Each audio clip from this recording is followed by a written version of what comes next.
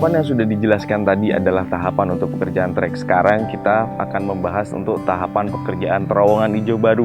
Terowongan hijau ini adalah salah satu terowongan yang cukup lama yang berada di lintas selatan Jawa. Ini pada saat sekarang umurnya itu kurang lebih sudah 150 tahun. Pembangunannya dimulai dari tahun 1885 sampai dengan 1886. Nah, masih beroperasi hingga saat ini. Oleh karena itu, kita akan membangun satu terowongan baru di sebelah utara dari terowongan yang lama. Panjang terowongannya itu kurang lebih 581 meter. Ini akan berlaku untuk double track. Jadi yang lama nanti akan mati.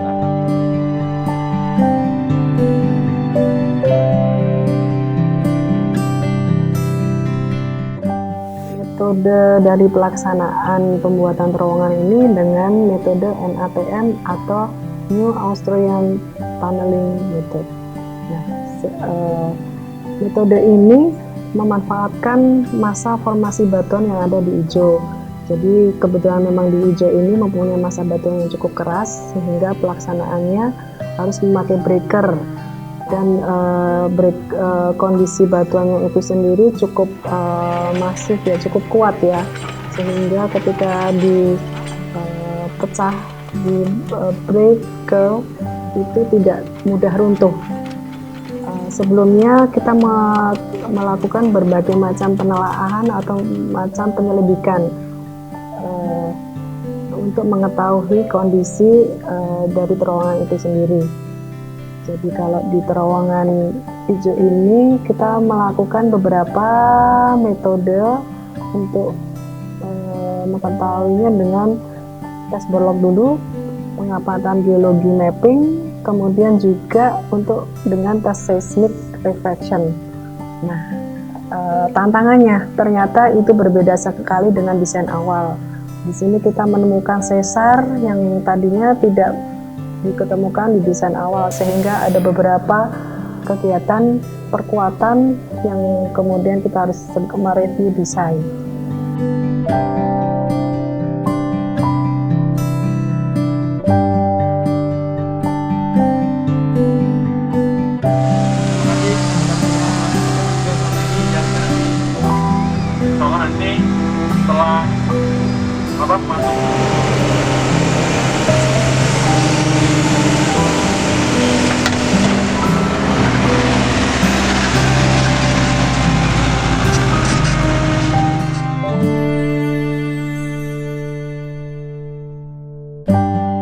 Assalamualaikum warahmatullahi wabarakatuh.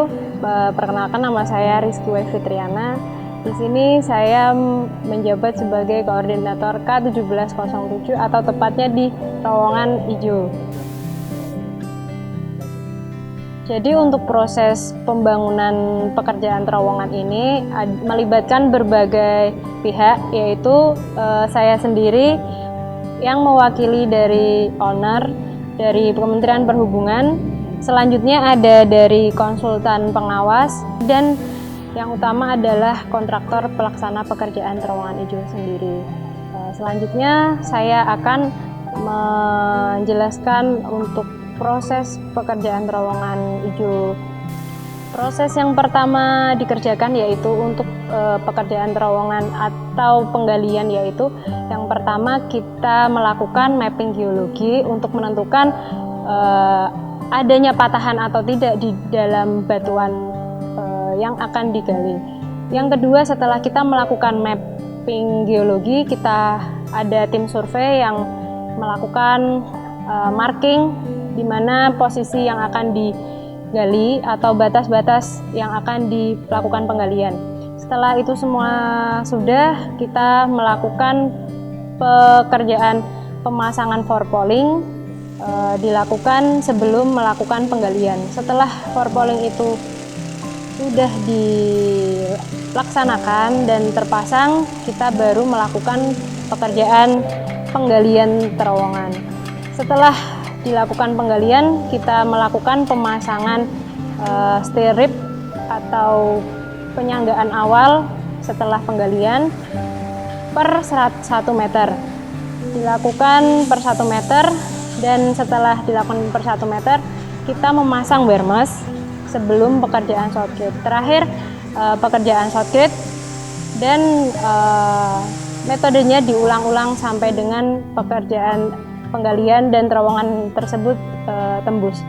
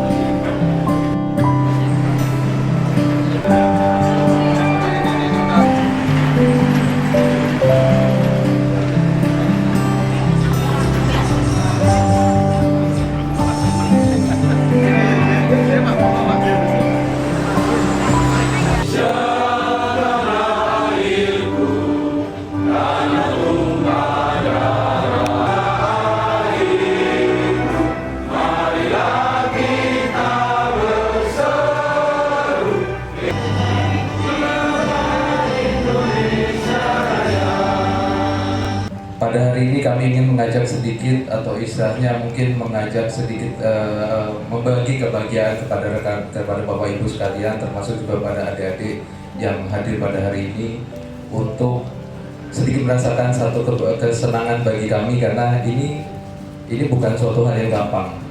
Sudah sekitar 1 tahun, hampir 1,5 tahun kami berjuang untuk dapat menyelesaikan proyek ini atau dapat mencapai titik ini, sehingga ini menjadi salah satu poin yang cukup penting bagi kami. Dan alhamdulillah juga di sini berkat support dari Pak PPK, dari PLN dan dukungannya semua dengan kerjasama yang baik, dan terutama dari pihak kontraktor, ya di sini Wika dan Japon yang telah berjuang Pak dengan semangat tinggi. Semoga ini bisa menghasilkan sesuatu yang bermanfaat dan berguna khususnya buat masyarakat setempat. Perlu saya sampaikan di sini bahwa ini adalah titik awal kita untuk memulai sesuatu pekerjaan yang lebih menantang lagi. Tetap semangat dan mohon doanya dari bapak-bapak yang ada di sini.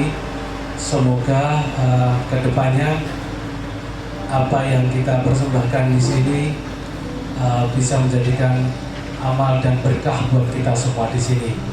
Ini adalah penyerahan secara simbolis.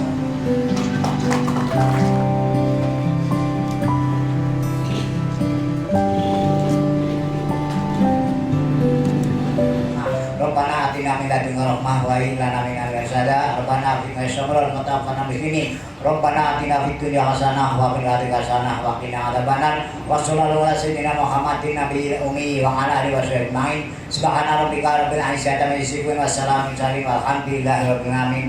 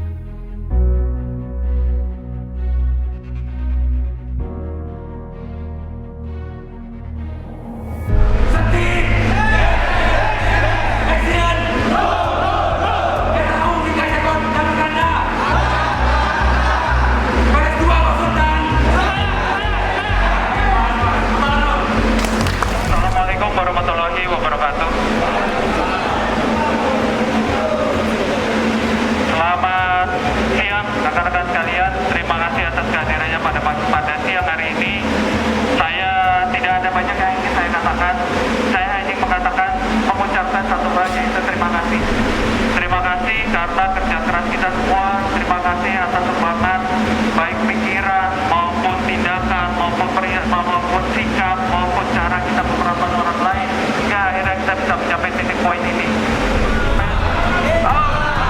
3, 2,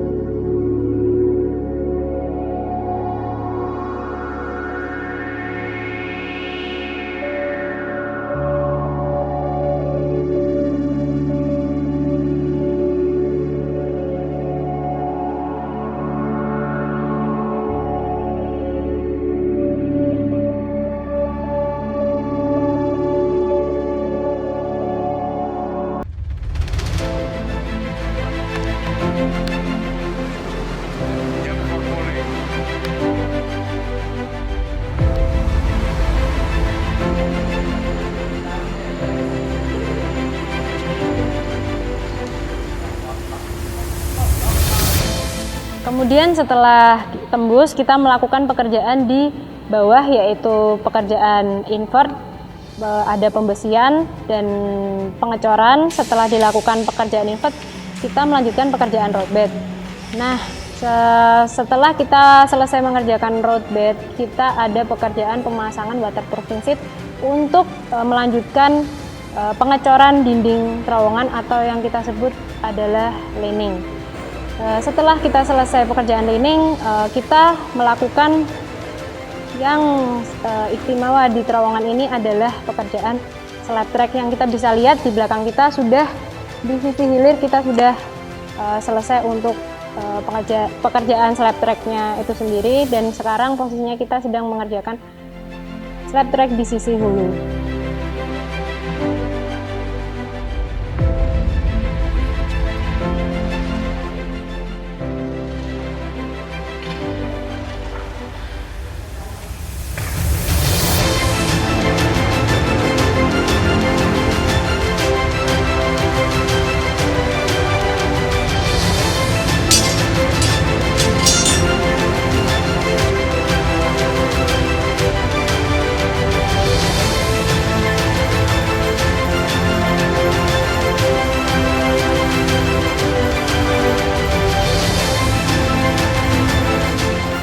Jadi dengan ini semua kita dapat berbangga hati karena terowongan hijau ini sendiri merupakan hasil karya anak bangsa.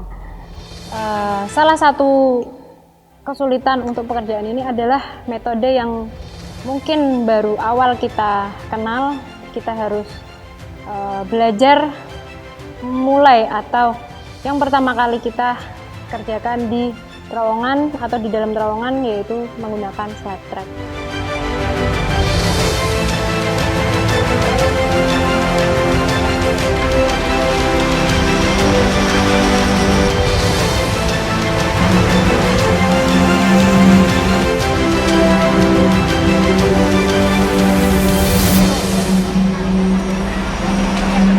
Baik, selamat malam. Perkenalkan saya Yofi Oman Riza, PPK Kegiatan Konstruksi Jawa Tengah Area 2. Kegiatan hari ini kita akan melakukan pengecoran slab track pertama di terowongan hijau yang akan kita laksanakan sebanyak 4 segmen, kurang lebih 24 meter.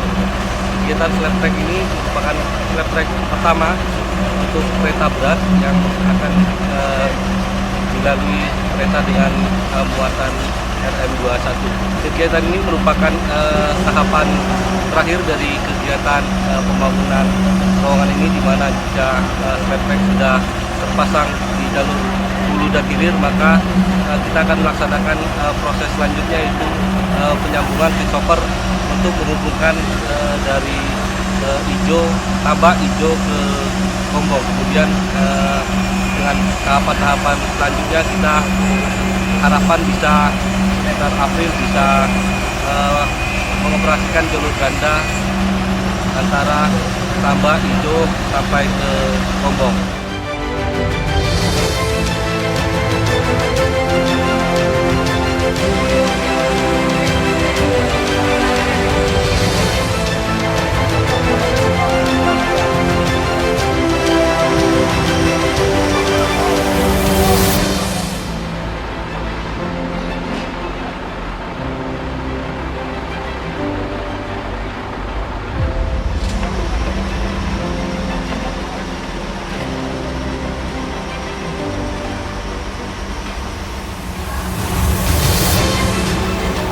Untuk perawatan sendiri setelah proyek terowongan hijau selesai dikerjakan dan beroperasi, kita masih memiliki tanggung jawab untuk masa perawatan, yaitu 1 tahun.